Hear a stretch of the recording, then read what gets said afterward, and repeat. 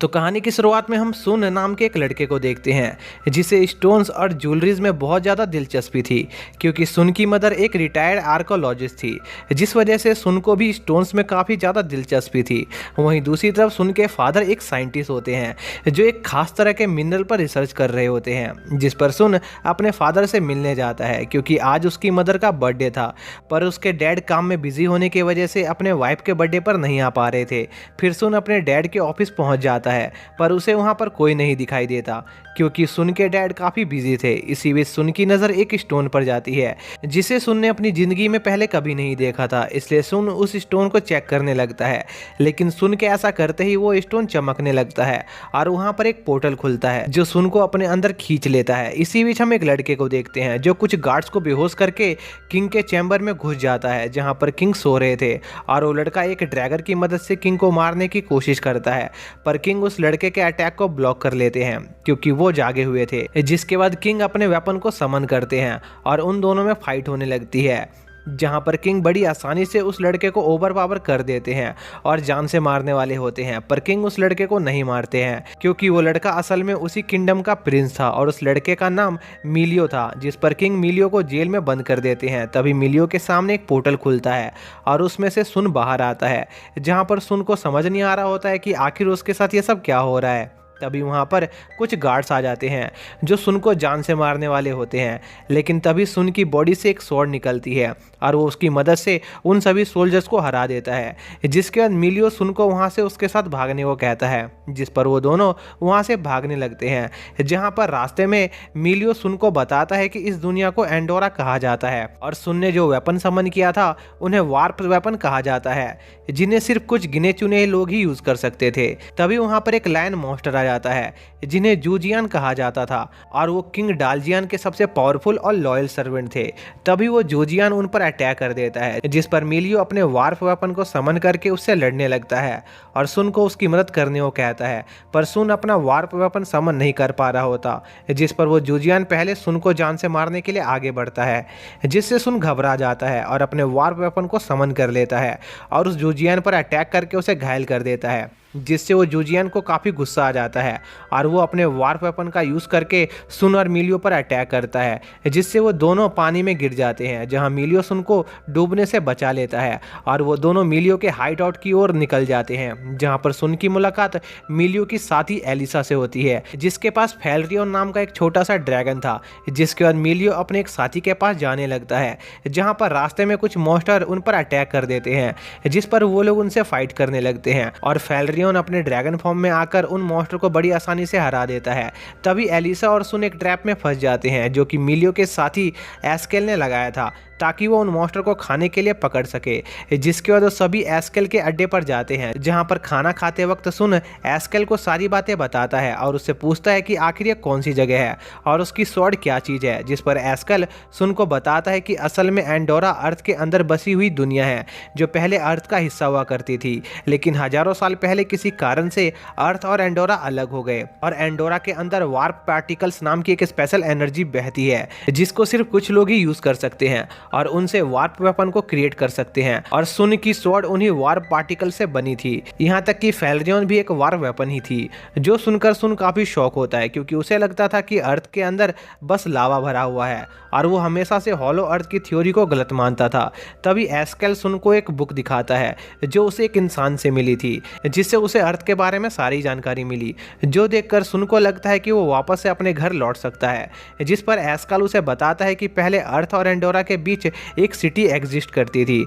जिसे बेबीलोन कहा जाता था, जहां पर एक वार्प गेट था जिसकी मदद से लोग अर्थ और एंडोरा के बीच ट्रैवल कर सकते थे। जिस पर सुन बेबीलोन जाने का फैसला करता है ताकि वो अपने घर पर वापस लौट सके, लेकिन तभी एस्केल के बेस पर किंग डेलजेन के लोग अटैक कर देते हैं, जो देखकर वो सभी एस्केल के बनाए एक जेट से वहां से भाग जाते हैं और एस्केल के सीक्रेट बेस की ओर निकल जाते हैं। पर रास्ते में उनकी शिप क्रैश हो जाती है, जिस पर वो लोग पैदल एस्केल की बेस की ओर बढ़ते हैं, जहां पर रास्ते में एस्कल और मिलियो आपस में कुछ बात कर रहे होते हैं, जहां पर हमें पता चलता है कि एस्कल असल में किंग डेलजियन का एक साइंटिस्ट हुआ करता था जो उनके लिए बेबीलोन को ठीक कर रहा था ताकि वो वापस से अर्थ और एंडोरा के बीच ट्रैवल करने का रास्ता बना सके। पर एस्कल को ये चीज़ ठीक नहीं लगी थी क्योंकि उसका मानना था कि हजारों साल पहले अर्थ और एंडोरा के अलग होने के पीछे जरूर कोई कारण रहा होगा। इसलिए एस्कल किंग डेलजियन के साथ काम करने से मना कर देता है और बेबीलोन में गड़बड़ी कर देता है जिससे वो मशीन कभी काम नहीं कर सके। लेकिन इन बीते हुए सालों के अंदर किंग डेलजियन के एक साइंटिस्ट ने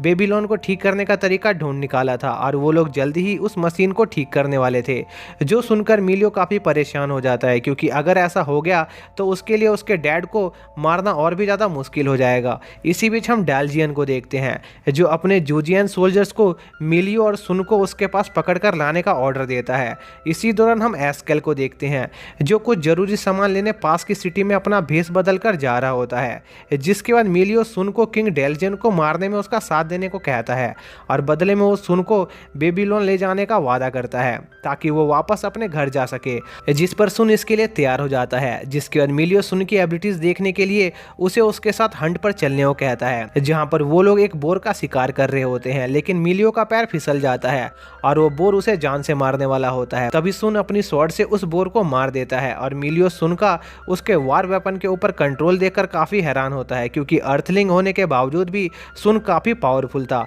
जिसके बाद रात में मिलियो और सुन अपने प्लान को अंजाम देने निकल जाते हैं, जहां पर मिलियो इग्नॉट नाम के एक रेबल ग्रुप से मिलने जाता है जो कि किंग डेलजियन को मारना चाहते थे। पर उन लोगों को मिलियो पर बिल्कुल भी यकीन नहीं होता है क्योंकि मिलियो किंग डेलजियन का बेटा था, इसलिए उन्हें लग रहा होता है कि यह किंग डेलजियन की कोई चाल हो सकती है। जिस पर मिलियो इग्नॉट के लीडर डेमेंट्रियो को यकीन दिलाने की कोशिश करता है कि वो सच्ची में अपने फादर को मारना चाहता है। जिस पर डेमेंट्रियो मिलियो से पूछता है कि जब उसके डैड को मारने का मकसद पूरा हो जाएगा तब वो क्या करेगा, जिसका मिलियो के पास कोई जवाब नहीं होता है। जिस पर डेमेंट्रियो को लगता है कि मिलियो उनके किसी काम का नहीं है और डेमेंट्रियो मिलियो के रियल फादर की बेइज्जती मारने लगता है जिसे किंग डेलजियन ने थ्रोन हासिल करने के लिए मार दिया था। जिस पर मिलियो को गुस्सा आ जाता है और वो डेमेंट्रियो पर अटैक कर देता है। पर डेमेंट्रियो बिना किसी वार्प वेपन की मदद के ही मिलियो और सुन को बड़ी आसानी से हरा देता है। लेकिन डेमेंट्रियो उनकी फाइटिंग स्पिरिट को देखकर काफ़ी इंप्रेस होता है और उन्हें अपने साथ जोड़ने के लिए तैयार हो जाता है। जिसके बाद वो लोग मिलियो और सुन से अपने कपड़े धुलवाने का काम करवाने लगते हैं,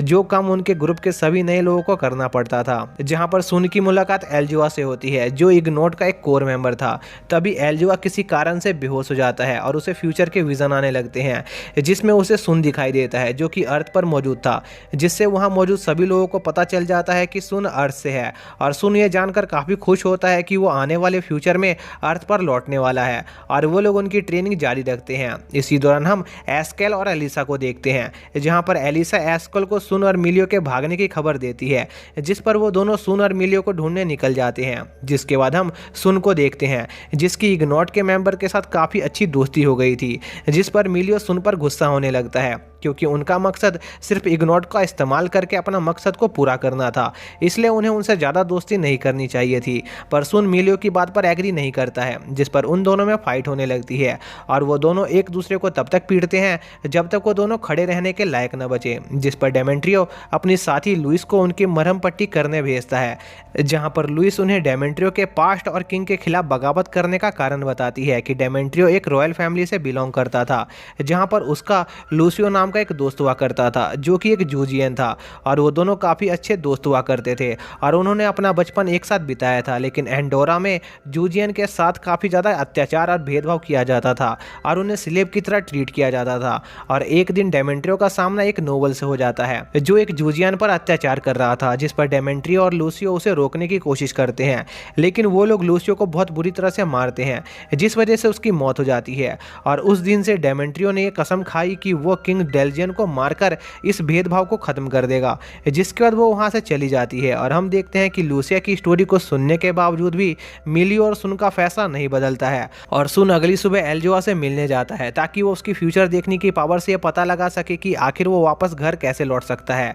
लेकिन काफी बार ट्राई करने के बावजूद भी सुन एलिजा की पावर को एक्टिवेट नहीं कर पाता है, इसलिए वो वहां से चला जाता है। इसी बीच हम कुछ जूजियन को देखते हैं जिन्होंने मिलियो और सुन का पता लगा लिया था, इसलिए वो लोग उन पर अटैक कर देते देते हैं, जहाँ पर सुन का सामना उसी लायन जूजियन से होता है जिसने किंगडम के बाहर मिलियो और उस पर अटैक किया था, और वो जूजियन सुन पर भारी पड़ रहा होता है। तभी मिलियो भी वहाँ पर सुन की मदद करने आ जाता है, लेकिन उन दोनों के एक साथ लड़ने के बावजूद भी वो उस जूजियन का कुछ नहीं बिगाड़ पा रहे थे। तभी सुन का वार्प वेपन अचानक से इवॉल्व हो जाता है, जिससे उसकी पावर काफ़ी ज़्यादा बढ़ जाती है और वो दोनों एक साथ अटैक करके उस जूजियन को काफ़ी घायल कर देते हैं, जिससे वो वहाँ से भाग जाता है। लेकिन दूसरी तरफ हम इग्नोट का सीन देखते हैं, जहाँ पर डेमेंट्री और उसके साथी मिलकर जूजियन को रोक रहे होते हैं, लेकिन इसमें उसके काफ़ी सारे साथी घायल हो रहे थे, जिस पर वो लोग एक तेज रोशनी का इस्तेमाल करके वहाँ से भाग जाते हैं। जिसके बाद हम सुन और मिलियो को देखते हैं, जो उन जंगलों से काफ़ी दूर आ चुके थे, जहाँ पर उनकी मुलाकात एस्केल और एलिसा से होती है, जो उन्हें काफ़ी देर से ढूंढ रहे थे। तभी वहाँ पर इग्नोट के मेंबर भी आ जाते हैं, जहाँ पर डेमेंट्रियो एस्काल को पहचान लेता है और उसे लगता है कि एस्काल ने ही किंग को उनके हाइड आउट की जानकारी दी थी, जिस वजह से उन पर अटैक हुआ था। जिस पर मिलियो और सुन उन्हें समझाने की कोशिश करते हैं कि एस्केल अब किंग डेलियन के लिए काम नहीं करता है, पर वो लोग उनकी बात नहीं सुनते हैं और वहाँ से चले जाते हैं। जिस पर सुन उन लोगों के पीछे जाता है, जहाँ पर वो लोग एक बार के अंदर अपने आगे के प्लान बना रहे होते हैं। तभी वहाँ पर सुन आ जाता है, जो उन लोगों को एस्केल और मिलियो की सारी पास्ट की बातें बताता है और उन्हें उसकी बेबीलोन तक जाने में उसकी मदद करने को कहता है, क्योंकि यही एक तरीका था जिससे वो वापस अपने घर लौट सकता था। जिस पर वो सभी लोग तैयार हो जाते हैं, क्योंकि उन्हें अपने सोर्स से खबर मिली थी कि किंग डेलियन बेबीलोन की तरफ जा रहा है। जिसके बाद सुन उन सभी को एस्केल और मिलियो के पास ले जाता है, जहां पर एस्केल और इग्नोट की ग्रुप की आपस में बड़ी जल्दी दोस्ती हो जाती है। इसी बीच हम किंग डेलियन को देखते हैं, जो अपनी आर्मी के साथ बेबीलोन की तरफ जा रहा होता है और उनके पास एक अजीब सा मशीन मौजूद होती है। इसी दौरान हम एस्केल को देखते हैं, जो पास की लेक से वार पार्टिकल्स को इकट्ठा कर रहा होता है। तभी वहां पर डेमेंट्रियो आ जाता है, जो ये कन्फर्म करने आया था कि एस्केल उनकी साइड है कि नहीं, जिस पर एस्केल उसे तसल्ली दिलाकर वहां से भेज देता है। जिसके बाद एस्केल उन वार पार्टिकल्स को चेक करता है, जिससे उसे पता चलता है कि एंडोरा में वार पार्टिकल्स की डेंसिटी कम हो रही है और एस्केल को लगता है कि इसका कारण जरूर बेबीलोन है। और इसी के साथ यह पार्ट यहीं पर एंड हो जाता है। तो गाइस, आप लोगों को इस सीरीज़ का सेकंड पार्ट का लिंक डिस्क्रिप्शन में मिल जाएगा, लेकिन लिंक आप लोगों को कल मिलेगा, क्योंकि मैं इसके सेकंड पार्ट को अपने दूसरे चैनल पर कल अपलोड करूंगा। और जिसको जिसको इस सीरीज़ का सेकंड पार्ट जल्दी से जल्दी चाहिए, वो कमेंट करके ज़रूर बताएं। तो मिलते हैं नेक्स्ट वीडियो में, तब तक के लिए बाय।